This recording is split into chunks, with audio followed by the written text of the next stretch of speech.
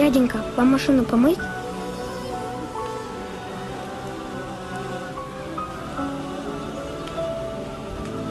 Сколько дадите, столько дадите. Мне просто деньги очень нужны.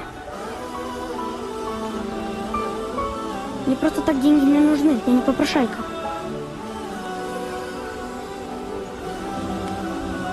Подожди.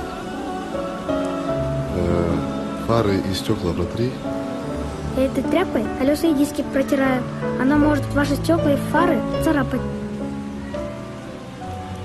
Ладно. Колеса протри. Наблюдая, как мальчик моет колеса, я спросил, где его родители. Мальчик неохотно начал рассказывать.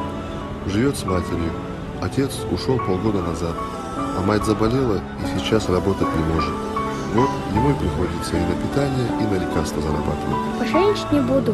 Я здоровый, руки, ноги есть. Я мужчина. Что могу, то и делаю. А деньги зарабатывать буду. Днем в школе, вечером подрабатываю. Иногда в магазине. Тут помогаю, мусор выношу. Или еще что.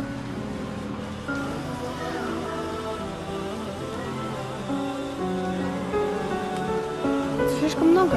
Я ничего такого не сделала.